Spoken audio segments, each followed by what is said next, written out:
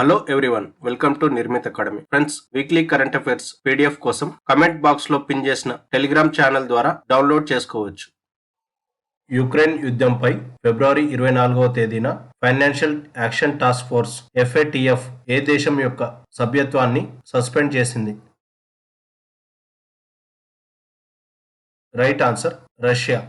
Global anti money laundering watchdog Financial Action Task Force FATF ద్వారా Ukraine పై పూర్తిస్థాయి సైనిక దాడికి కారణమైన రష్యా సభ్యత్వాన్ని 2023 ఫిబ్రవరి 24వ తేదీన రద్దు చేసింది. ఫైనాన్షియల్ యాక్షన్ టాస్క్ ఫోర్స్ 1989లో ప్యారిస్ లో జరిగిన G7 దేశాల సమావేశంలో ఏర్పడింది. మనీ లాండరింగ్, టెర్రర్ ఫండింగ్ వంటి సమస్యలపై ప్రపంచంలో శాసన మరియు నియంత్రణ సంస్కరణలను తీసుకురావడానికి అవసరమైన రాజకీయ సంకల్పాన్ని రూపొందించడానికి యాక్షన్ టాస్క్ ఫోర్స్ FATF పనిచేస్తుంది. FATF యొక్క ప్రధాన కార్యాలయం ఫ్రాన్స్ రాజధాని అయిన ప్యారిస్ లోని Organisation for Development of Economic Cooperation ప్రధాన కార్యాలయంలో ఉంది. ఫిబ్రవరి 25వ తేదీన భారత వైమానిక దళ బృందం ఏ ఎక్సర్సైజ్ లో పాల్గొనేందుకు యునైటెడ్ అరబ్ ఎమిరేట్స్ కు చేరుకుంది? Right answer desert flag 8. భారతీయ వైమానిక దళానికి చెందిన 110 మంది ఎయిర్ వారియర్స్ ఫిబ్రవరి 25వ తేదీన డెజర్ట్ ఫ్లాగ్ 8 అనే ఎక్సర్సైజ్ లో పాల్గొనేందుకు యునైటెడ్ అరబ్ ఎమిరేట్స్ లోని అల్ దఫ్రా ఎయిర్ బేస్ కు చేరుకున్నారు. ఈ ఎక్సర్సైజ్ లో ఇండియన్ ఎయిర్ ఫోర్స్ కి చెందిన 5 తేజస్ లైట్ కాంబాట్ ఎయిర్ క్రాఫ్ట్లు మరియు 2 C-7 గ్లోబల్ మాస్టర్ 3 విమానాలతో పాల్గొంటుంది. డెజర్ట్ ఫ్లాగ్ 8 అనేది బహుపాక్షిక వైమానిక ఎక్సర్సైజ్. దీనిలో United Arab Emirates, France, Kuwait, Australia, United Kingdom, Bahrain, Morocco, Spain, Republic of Korea మరియు యునైటెడ్ స్టేట్స్ నుండి వైమానిక దళాలు పాల్గొంటాయి. ఈ ఎక్సర్సైజ్ ఫిబ్రవరి 27వ తేదీ నుండి మార్చ్ 17వ తేదీ వరకు కొనసాగుతుంది. అంతర్జాతీయ మేధో సంపత్తి హక్కుల సూచికలో 55 దేశాల్లో భారతదేశం ఏ ర్యాంకులో నిలిచింది? రైట్ ఆన్సర్ 42వ ర్యాంకులో. United States Chamber of Commerce తాజాగా విడుదల చేసిన అంతర్జాతీయ మేధో సంపత్తి హక్కుల నివేదికలో 55 దేశాల్లో భారత్ 42వ స్థానంలో నిలిచింది.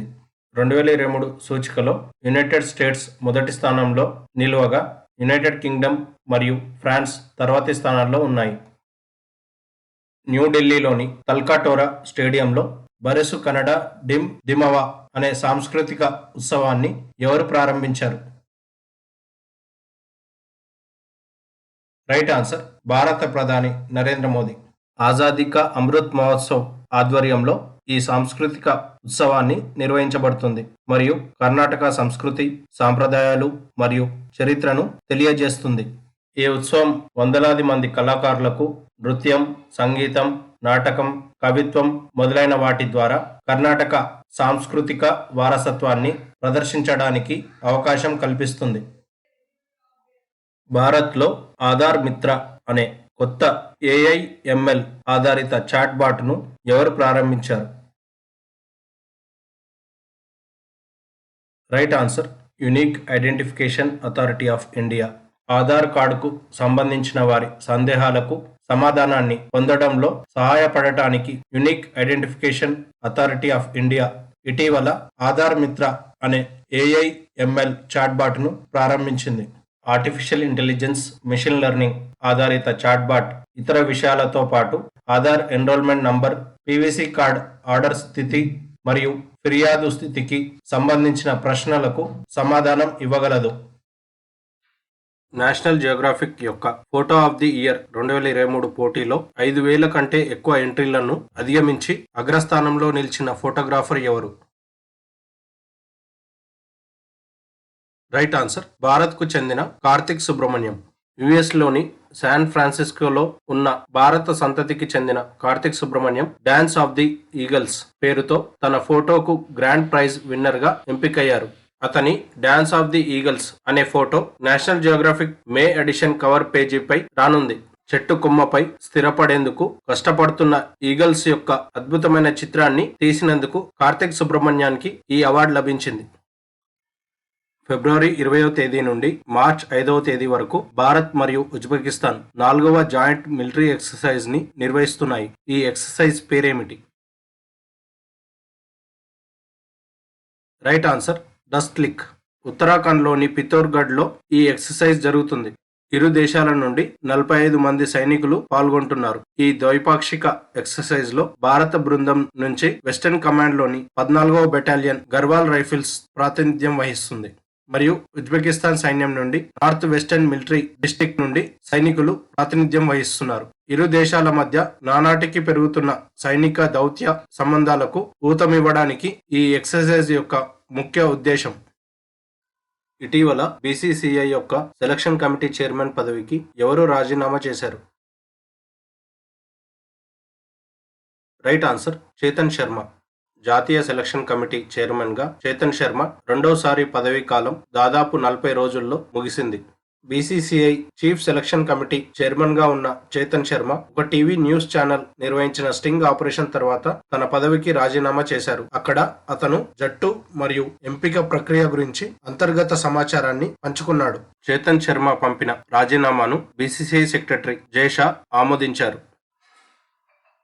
ఏ తీవ్రవాద గ్రూపులు మరియు వ్యక్తిగత ఉగ్రవాదిని వారి విధ్వంసక మరియు భారత వ్యతిరేక కార్యకలాపాలకు కేంద్ర హోం మంత్రిత్వ శాఖ నిషేధిస్తున్నట్లు ప్రకటించింది?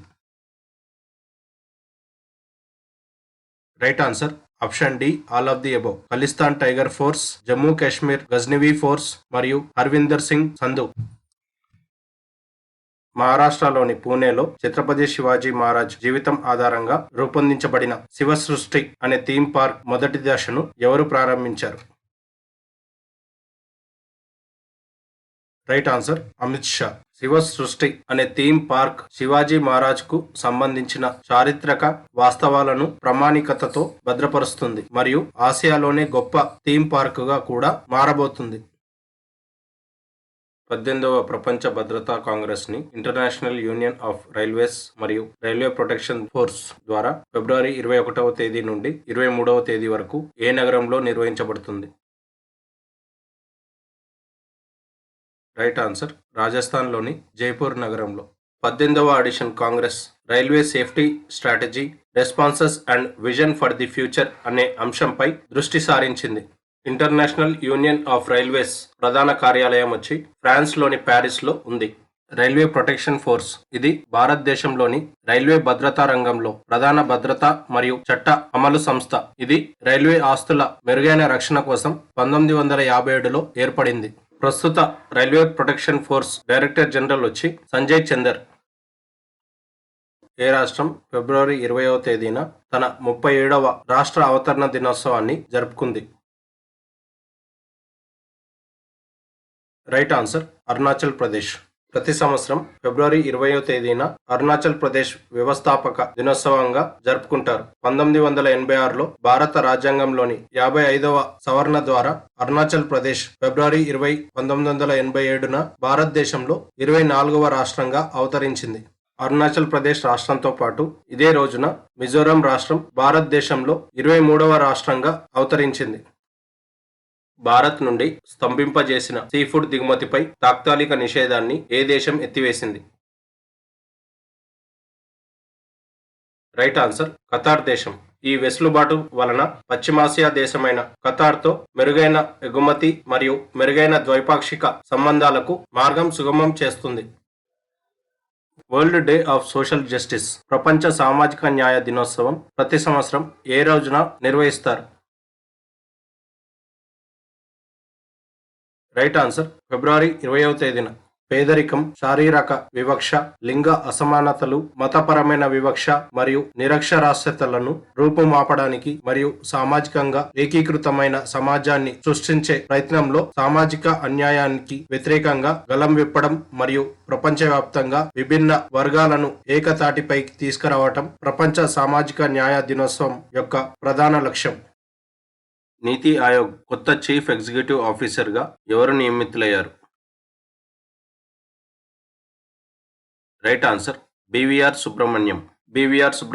నీతి ఆయోగ్ కి 4వ సీఈఓగా బాధ్యతలు స్వీకరించారు. 2 ఏళ్ల కాలానికి ప్రపంచ బ్యాంక్ ఎగ్జిక్యూటివ్ డైరెక్టర్ గా నియమితులైన పరమేశ్వరన్ అయ్యర్ స్థానంలో బివిఆర్ సుబ్రహ్మణ్యం నీతి ఆయోగ్ కొత్త సీఈఓగా నియమితులయ్యారు. ఇతను ఛత్తీస్గఢ్ క్యాడర్ కు చెందిన 1987 బ్యాచ్ ఇండియన్ అడ్మినిస్ట్రేటివ్ సర్వీస్ అధికారి. బివిఆర్ సుబ్రహ్మణ్యం 2004 నుండి 2008 మరియు 2012 నుండి 2015 మధ్య పిఎంఓలో పనిచేశారు. ప్రధానమంత్రి మన్మోహన్ సింగ్ మరియు నరేంద్ర మోదీ పర్సనల్ సెక్రటరీగా ఉన్నారు.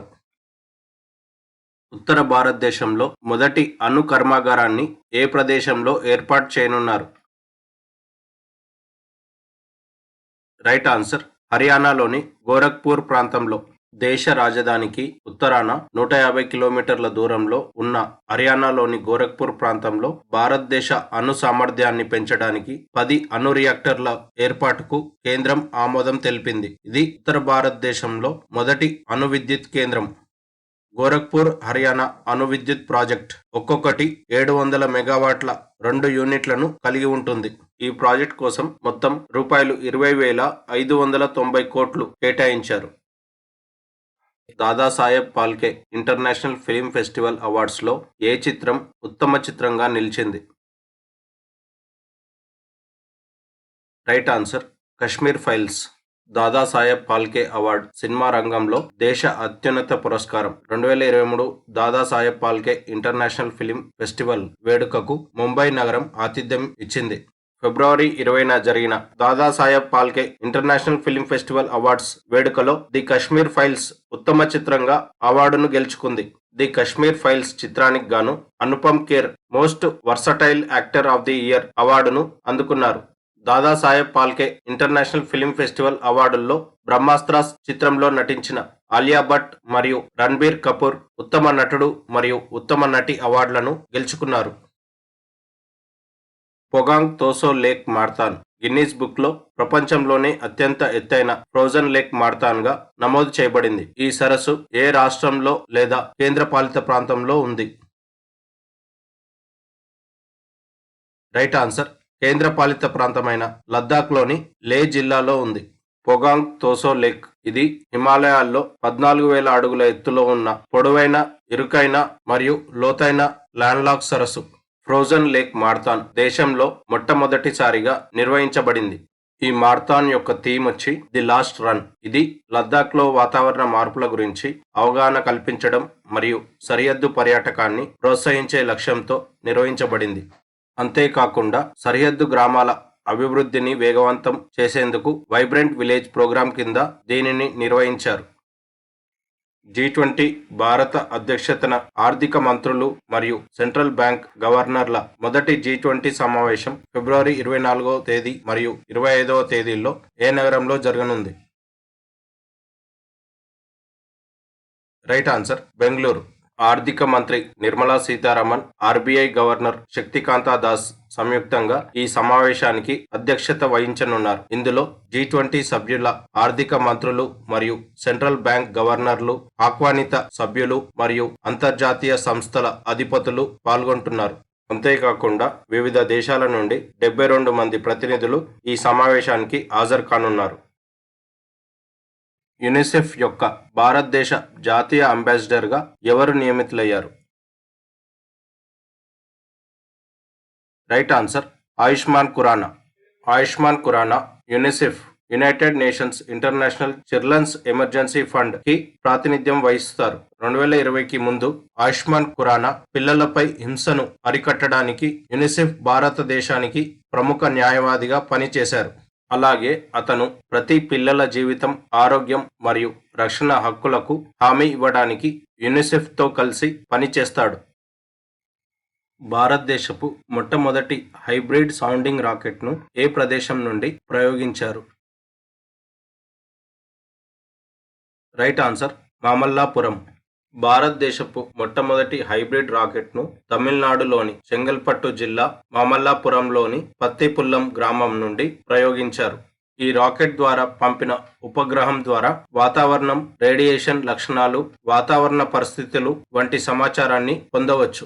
దేశవ్యాప్తంగా ఉన్న ప్రభుత్వ పాఠశాలల నుండి సుమారు 3,500 మంది విద్యార్థులు భారతదేశపు మొట్టమొదటి హైబ్రిడ్ సౌండింగ్ రాకెట్ను రూపొందించి మరియు దాని ప్రయోగంలో పాల్గొన్నారు. అంతర్జాతీయ క్రికెట్ చరిత్రలో అత్యంత వేగంగా 25,000 పరుగులు చేసిన బ్యాటర్గా ఎవరు నిలిచారు? Right answer Virat Kohli. భారత దిగ్గజం సచిన్ టెండూల్కర్ గతంలో 577 ఇన్నింగ్స్లో 25,000 పరుగుల మార్కును అధిగమించిన మొదటి వ్యక్తి కాగా, ఇప్పుడు విరాట్ కోహ్లీ 549 ఇన్నింగ్స్లోనే ఈ ఫీటును నమోదు చేశాడు. అంతర్జాతీయ మాతృభాషా దినోత్సవం ప్రపంచవ్యాప్తంగా ఏ రోజున జరుపుకుంటారు? రైట్ ఆన్సర్ ఫిబ్రవరి 21వ తేదీన. భాష మరియు సాంస్కృతిక వైవిధ్యం గురించి అవగాహనను వ్యాప్తి చేయడానికి మరియు బహుభాషావాదాన్ని ప్రోత్సహించడానికి ప్రతి సంవత్సరం ఫిబ్రవరి 21వ తేదీన అంతర్జాతీయ మాతృభాషా దినోత్సవం జరుపుకుంటారు. భారతదేశం వంటి దేశంలో వందలాది భాషలు మరియు వేల కొద్ది మాండలికాలకు నిలయంగా ఉంది. ఇది దాని భాష మరియు సాంస్కృతిక వైవిధ్యాన్ని ప్రపంచంలోనే అత్యంత ప్రత్యేకమైనది. భాష అనేది కమ్యూనికేషన్ సాధనం మాత్రమే కాదు, ఇది విభిన్న సాంస్కృతిక మరియు మేధో వారసత్వాన్ని కూడా సూచిస్తుంది. యునైటెడ్ అరబ్ ఎమిరేట్స్లోని అబుదాబిలో ఫిబ్రవరి 20వ తేదీ నుండి 24వ తేదీ వరకు షెడ్యూల్ చేయబడిన 2 ప్రముఖ ప్రాంతీయ నౌకాదళ మరియు రక్షణ ప్రదర్శనలు ఐడెక్స్ మరియు నావ్డెక్స్ లో భారతదేశం నుండి ఏఐఎన్ఎస్ ఇండియన్ నేవల్ షిప్ పాల్గొంటుంది. Right answer INS Sumedha. NAVDEX naval defence exhibition మరియు ఐడెస్క్ అంతర్జాతీయ రక్షణ ప్రదర్శన. ఇవి మిడిల్ ఈస్ట్ మరియు నార్త్ ఆఫ్రికా ప్రాంతంలో ప్రముఖ అంతర్జాతీయ రక్షణ ప్రదర్శన మరియు సమావేశం. ఇందులో భూమి, సముద్రం, గాలి మరియు స్పేస్ అప్లికేషన్స్ కోసం తాజా సాంకేతికతలను ప్రదర్శిస్తారు. ఈ ఎగ్జిబిషన్ లో భారత్ కి చెందిన ఇండియన్ నేవల్ షిప్ సుమేధ పాల్గొంటుంది. ఇది స్వదేశీయంగా నిర్మించిన Sarayu class naval offshore petrol vessel యొక్క 3వ నౌక. ఈ నౌక 2014 మార్చ్ 7వ తేదీన భారత నావికాదళంలో కమిషన్ చేయబడింది. భారతదేశంలో మొదటి సెమీకండక్టర్ తయారీ యూనిట్ ని ఏ నగరంలో నిర్మించనున్నారు? రైట్ ఆన్సర్ గుజరాత్లోని దోలారే ప్రాంతంలో. వేదాంత గ్రూప్ మరియు తైవాన్కు చెందిన ఫాక్స్కాన్ గ్రూప్ గుజరాత్లోని దోలారే ప్రాంతంలో భారతదేశపు మొట్టమొదటి సెమీకండక్టర్ తయారీ యూనిట్ను నిర్మించేందుకు కలిసి ఉన్నాయి. గుజరాత్ సెమీకండక్టర్ పాలసీ 2022-2027 కింద ఈ ప్లాంట్ను నిర్మిస్తున్నారు మరియు ఈ సెమీకండక్టర్ ప్లాంట్ను నిర్మించేందుకు 2022లో వేదాంత గ్రూప్ మరియు తైవాన్కు చెందిన ఫాక్స్కాన్ మధ్య ఎంఓయు కుదిరింది. భారతదేశంలోని మొట్టమొదటి స్వదేశీ ఆటోమేటిక్ రైలు పర్యవేక్షణను ఏ నగరంలో ప్రారంభించబడింది? రైట్ ఆన్సర్ ఢిల్లీ నగరంలో. ఢిల్లీ మెట్రో రైల్ కార్పొరేషన్ మరియు భారత్ ఎలక్ట్రికల్స్ లిమిటెడ్ సంయుక్తంగా భారతదేశపు మొట్టమొదటి స్వదేశీ ఆటోమేటిక్ రైలు పర్యవేక్షణ వ్యవస్థను ఢిల్లీ మెట్రో రైల్ కార్పొరేషన్ ప్రారంభించింది. ఫ్రాన్స్, జర్మనీ, జపాన్, కెనడా మరియు చైనా తర్వాత ఇప్పుడు భారతదేశం కూడా దాని స్వంత స్వదేశీ ఆటోమేటిక్ రైలు పర్యవేక్షణ ఉత్పత్తులను కలిగి ఉన్న 6వ దేశంగా అవతరించింది.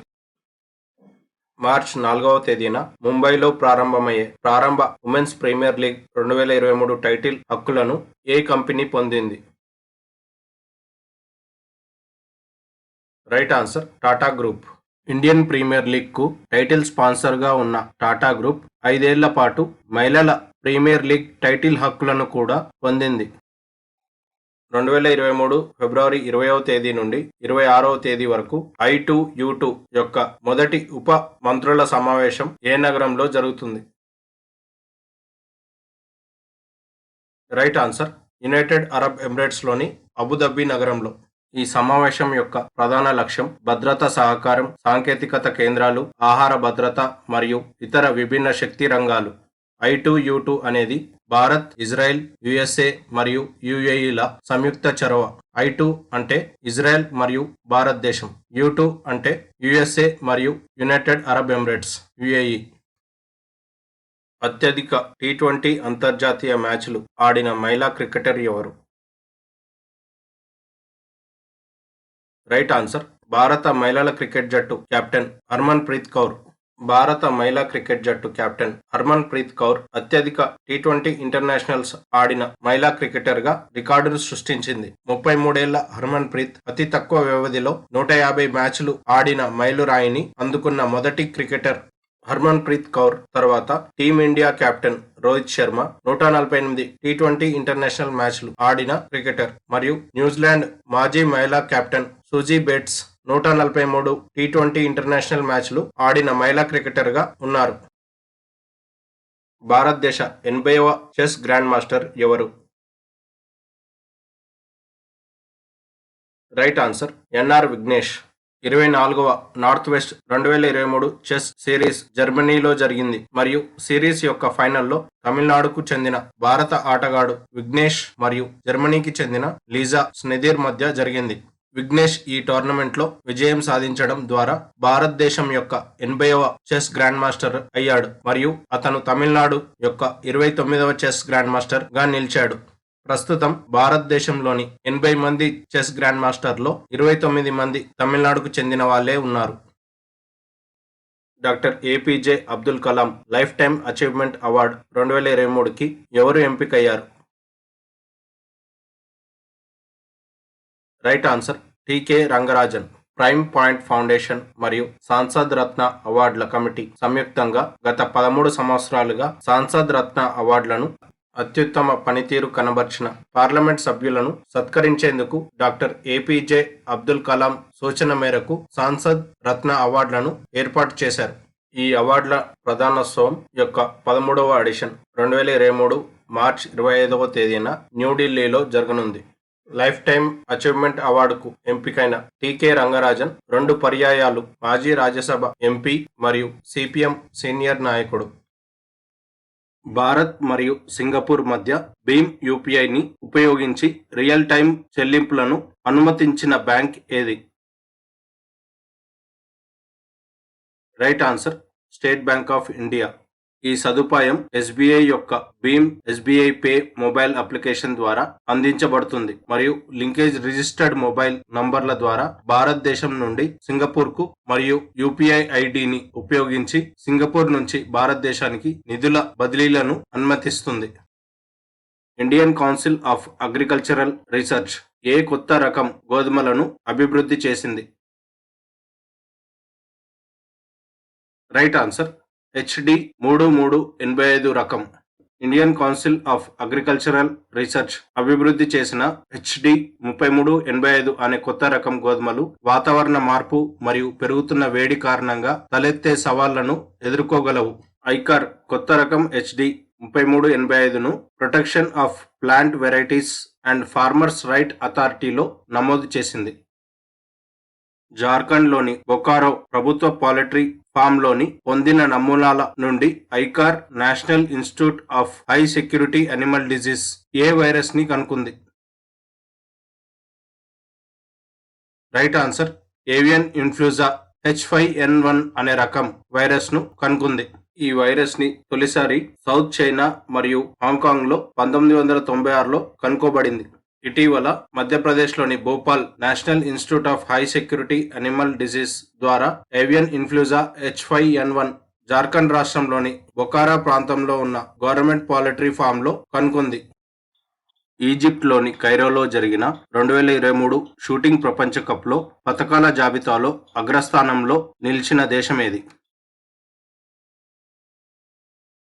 Right answer Bharat. భారత షూటర్లు ఈజిప్ట్లోని కైరోలో జరిగిన 2023 షూటింగ్ ప్రపంచ కప్లో 4 స్వర్ణాలు 3 కాంస్య పతకాలను సాధించి పతకాల పట్టికలో అగ్రస్థానంలో నిలిచారు. హంగేరీ దేశం 2 స్వర్ణాలు 1 రజతంతో రెండో స్థానంలో నిలిచింది. దల్కేబార్ ముజఫర్పూర్ ట్రాన్స్మిషన్ లైన్ ద్వారా విద్యుత్ దిగుమతి మరియు ఎగుమతి సామర్థ్యాన్ని పెంచడానికి భారతదేశం ఏ దేశంతో ఒప్పందం కుదుర్చుకుంది? రైట్ ఆన్సర్ నేపాల్ దేశంతో. దల్కేబార్ ముజఫర్పూర్ ట్రాన్స్మిషన్ లైన్ కు 200 మెగావాట్లను జోడించడానికి భారత్ మరియు నేపాల్ అంగీకరించాయి. 400 KV Dhalkebar Muzaffarpur transmission line ద్వారా విద్యుత్ దిగుమతి మరియు ఎగుమతి సామర్థ్యాన్ని 600 మెగావాట్ల నుండి 800 మెగావాట్లకు పెంచడానికి నేపాల్ మరియు భారత్ ఒప్పందం కుదుర్చుకున్నాయి. 2023 ఫిబ్రవరి 23వ తేదీ నుండి 25వ తేదీ వరకు ఆసియా ఎకనామిక్ డైలాగ్ 7వ ఎడిషన్ను ఏ నగరంలో నిర్వహించారు? రైట్ ఆన్సర్ పూణే నగరంలో. ఈ సదస్సు యొక్క థీమ్ వచ్చి Asia and the emerging world order. Everest శిఖరంపై ప్రపంచంలోనే అత్యంత ఎత్తైన వాతావరణ స్టేషన్ని మళ్లీ ఇన్స్టాల్ చేసింది ఎవరు? Right answer National Geographic Society Nat Jio.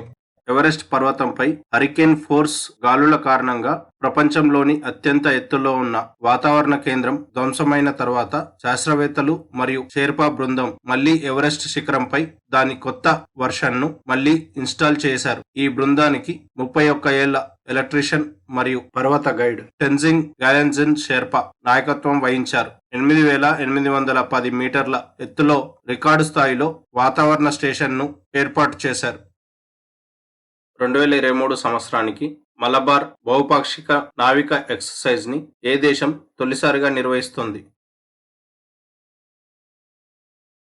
Right answer Australia. Malabar బహుపాక్షిక నావిక ఎక్సర్సైజ్ ని ఈ సంవత్సరం మొదటిసారిగా ఆస్ట్రేలియా నిర్వహించనుంది. ఈ ఎక్సర్సైజ్ లో మొత్తం 4 దేశాలు పాల్గొంటాయి. అవి భారత్, ఆస్ట్రేలియా, జపాన్ మరియు యునైటెడ్ స్టేట్స్.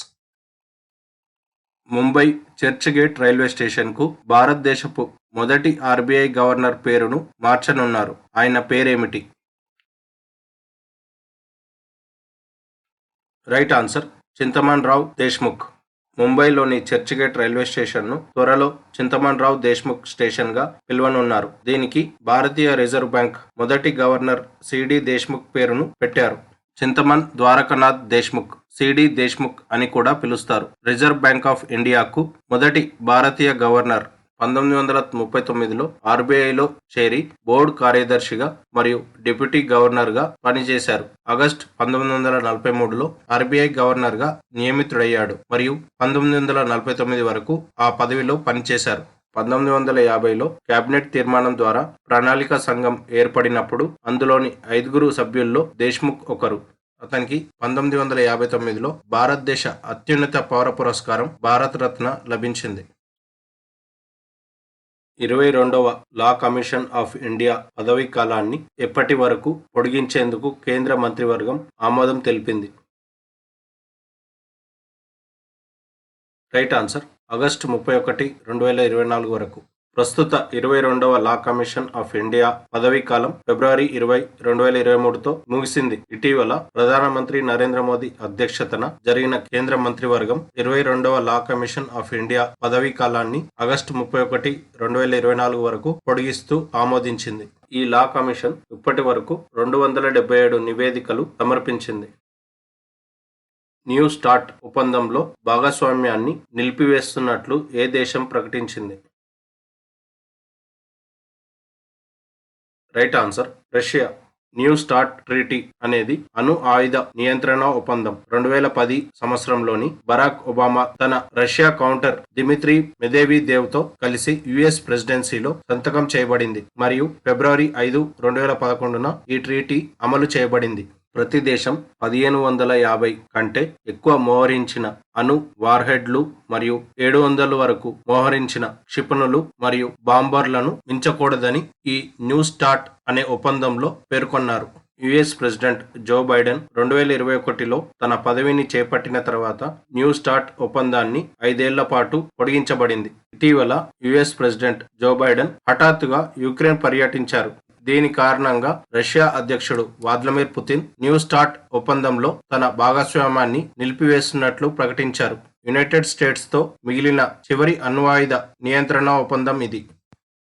ప్రపంచంలోని అత్యుత్తమ స్వతంత్ర విద్యుత్ ఉత్పత్తిదారులు మరియు ఇంధన వ్యాపారుల జాబితాలో ఏ కంపెనీ అగ్రస్థానంలో ఉంది?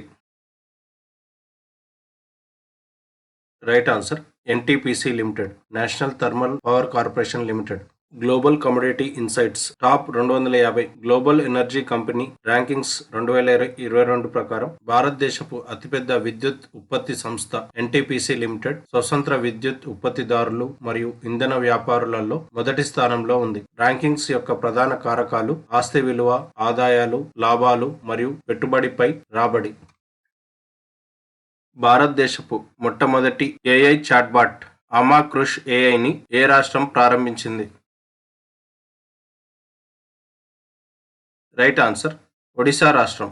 వ్యవసాయ రంగం కోసం భారతదేశపు మొట్టమొదటి ఆర్టిఫిషియల్ ఇంటెలిజెన్స్ చాట్బాట్ అయిన ఆమా కృషి ఏఐని గవర్నర్ ప్రొఫెసర్ గణేషి లాల్ ప్రారంభించారు.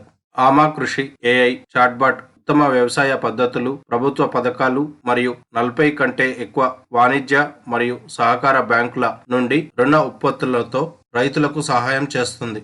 ఇది 10,000 మందికి పైగా రైతులతో కూడిన పైలట్ ప్రాజెక్ట్ కింద నడుస్తుంది మరియు రాబోయే 2 నెలల్లో పూర్తి స్థాయిలో అమలు చేయబడుతుంది. అస్సాం రాష్ట్రం యొక్క 31వ గవర్నర్గా ఎవరు ప్రమాణ స్వీకారం చేశారు?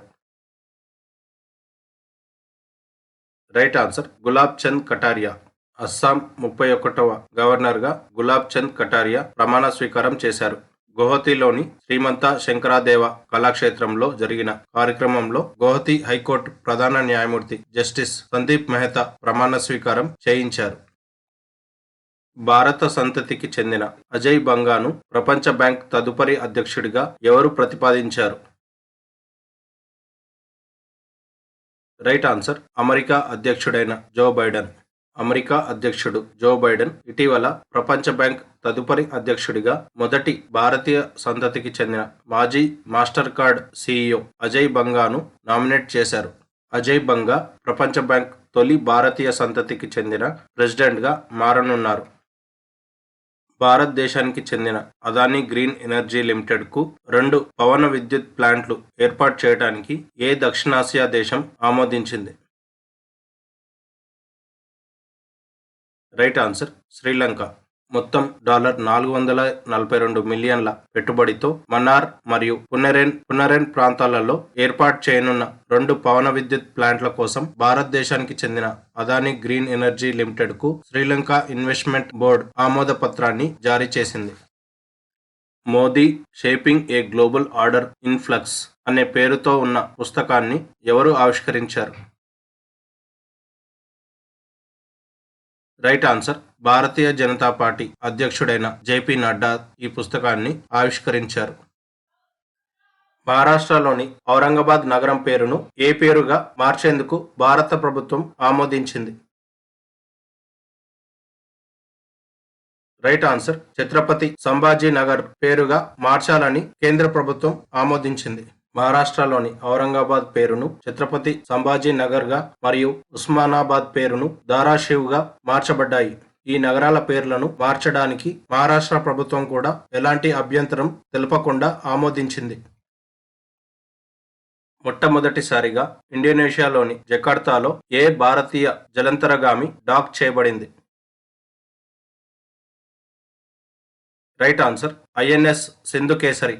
దక్షిణ చైనా సముద్రంలో చైనా మరియు ఇండోనేషియా మధ్య వివాదం మధ్య భారత జలంతరగామి ఐఎన్ఎస్ సింధుకేసరి మొదటిసారిగా ఇండోనేషియాలోని జకార్తాలో డాక్ చేయబడింది. భారత యుద్ధ నౌకలు తరచుగా ఇండోనేషియా మరియు ఇతర ఆసియాన్ దేశాలను సందర్శిస్తాయి. సుదూర ప్రాంతాలకు జలంతరగామిని మోహరించడం ఇదే తొలిసారి. మ్యాన్హోల్ క్లీనింగ్ కోసం రోబోటిక్స్ సాంకేతికతను విస్తృతంగా వినియోగించిన మొదటి రాష్ట్రంగా ఏ రాష్ట్రం అవతరించింది? రైట్ ఆన్సర్ కేరళ రాష్ట్రం. కేరళ ప్రభుత్వం ఫిబ్రవరి 24వ తేదీన ఆలయ పట్టణంగా ఉన్న గురువాయూర్లో మురుగునీటిని శుభ్రపరచడానికి రోబోటిక్స్ స్కావెంజర్ బండికుట్ను ప్రారంభించింది. దేశంలోనే రోబోటిక్స్ టెక్నాలజీని ఉపయోగించి అన్ని కమిషన్ చేయబడిన మ్యాన్హోల్లను శుభ్రపరిచిన మొదటి రాష్ట్రంగా కేరళ రాష్ట్రం అవతరించింది. జీసీసీ గల్ఫ్ సహకార దేశాలలో మిల్లెట్ల ఎగుమతి ప్రచారం కోసం agriculture and processed food products export development authority ఏ హైపర్ మార్కెట్తో అవగాహన ఒప్పందం కుదుర్చుకుంది? Right answer Lulu group hyper market సంస్థతో. Agricultural and processed food products export development authority Lulu గ్రూప్తో కలిసి ప్రపంచవ్యాప్తంగా మిల్లెట్ ఉత్పత్తులు మరియు వాల్యూ యాడెడ్ ప్రొడక్ట్స్ ప్రచారం చేయడానికి లక్ష్యంగా పెట్టుకుంది. లుల్లు గ్రూప్ అనేది Bahrain, Kuwait, Oman, Qatar, Saudi Arabia మరియు యునైటెడ్ అరబ్ ఎమిరేట్స్లో దుకాణాలు మరియు షాపింగ్ మాల్లను నిర్వహించే అంతర్జాతీయ రిటైల్ హైపర్ మార్కెట్ చైన్ సంస్థ. దేశీయంగా అభివృద్ధి చేసిన బ్లాక్ బాక్స్ల కోసం ఏ కంపెనీ DGCA ఆమోదం పొందింది? Right answer Hindustan aeronautics limited. Hindustan aeronautics limited HAL ఇటీవల దేశీయంగా అభివృద్ధి చేసిన బ్లాక్ బాక్సెస్ అందులోని కాక్పిట్ వాయిస్ రికార్డర్ మరియు ఫ్లైట్ డేటా రికార్డర్ కోసం directorate general of civil aviation నుండి ఇండియన్ టెక్నికల్ స్టాండర్డ్ ఆర్డర్ అధికార ఆమోదాన్ని అందుకుంది. భారతదేశంలో ఏ ప్రైవేట్ సెక్టార్ బ్యాంక్ తన కార్పొరేట్ కార్యాలయంలో 100 kilowatt on grid solar power ప్లాంట్ను ప్రారంభించింది? Right answer federal bank. Federal bank కేరళలోని అలువా నగరంలో తన కార్పొరేట్ ప్రధాన కార్యాలయంలో 100 kilowatt on grid solar power ప్లాంట్ను నిర్మించింది. ఫెడరల్ బ్యాంక్ MD మరియు CEO Shyam Srinivasan solar plant సౌకర్యాన్ని ప్రారంభించారు మరియు సంస్థ యొక్క స్థిరమైన మార్గంలో ఇది ఒక ముఖ్యమైన మలుపుగా ఉండబోతుంది. ఫిబ్రవరి 24, 2023 నాటికి ప్రధానమంత్రి కిసాన్ సన్మాన్ నిధి యోజన అనే పథకం ప్రారంభించి ఎన్ని సంవత్సరాలు గడిచాయి? రైట్ ఆన్సర్ 4 సంవత్సరాలు. భూమిని కలిగి ఉన్న రైతుల ఆర్థిక అవసరాలను తీర్చడానికి ప్రధానమంత్రి కిసాన్ సన్మాన్ నిధి యోజన పథకం ఫిబ్రవరి 24, 2019 ప్రారంభించబడింది. ఈ పథకం కింద ప్రతి 4 నెలలకు 3 సమాన వాయిదాలలో సంవత్సరానికి రూ.6,000 ఆర్థిక ప్రయోజనం ప్రత్యక్ష ప్రయోజన బదిలీ విధానం ద్వారా దేశవ్యాప్తంగా ఉన్న రైతు కుటుంబాల బ్యాంకు ఖాతాలకు బదిలీ చేయబడుతుంది. భారత ప్రభుత్వం ద్వారా 100% నిధులతో ఈ పథకం అమలు చేయబడుతుంది. దీనిని వ్యవసాయ రైతు సంక్షేమ మంత్రిత్వ శాఖ అమలు చేస్తుంది. అంతర్జాతీయ అంతరిక్ష కేంద్రంలో చిక్కుకుపోయిన 3 వ్యోమగాములను తిరిగి తీసుకురావడానికి సోయూజ్ అంతరిక్ష నౌకను ఏ అంతరిక్ష సంస్థ విజయవంతంగా ప్రయోగించింది? Right answer Russian space agency అయిన రాస్కోస్మాస్. ఇటీవల రష్యన్ స్పేస్ ఏజెన్సీ రాస్కోస్మాస్ వారి సోయూజ్ క్యాప్సూల్లోని శీతలీకరణ వ్యవస్థలో ఆయిల్ లీక్ అయినందున అంతర్జాతీయ అంతరిక్ష కేంద్రంలో చిక్కుకుపోయిన 3 వ్యోమగాములను తిరిగి తీసుకురావడానికి సోయూజ్ అంతరిక్ష నౌకను విజయవంతంగా ప్రయోగించింది. అంతర్జాతీయ అంతరిక్ష కేంద్రంలో చిక్కుకుపోయిన వ్యోమగాముల్లో 2 రష్యన్లు, 1 అమెరికన్ ఉన్నారు. జనవరి 2023 నెలలో సేకరించిన GST వస్తు మరియు సేవల పన్ను వసూళ్లు ఎంత? రైట్ ఆన్సర్ రూ.1,55,922 కోట్లు. జనవరి 2023లో రూ.1,55,922 కోట్లతో రెండవ అత్యధిక స్థూల వస్తు మరియు సేవల పన్ను సేకరణతో గతంలో ఉన్న అక్టోబర్ 2022 నెలలో రెండవ అత్యధిక రికార్డును అధిగమించింది. ఈ మా కరెంట్ అఫైర్స్ మీకు నచ్చినట్టయితే ప్లీజ్ లైక్ చేసి షేర్ చేసి సపోర్ట్ చేయండి. అలానే సబ్స్క్రైబ్ చేయడం మర్చిపోకండి. Thank you.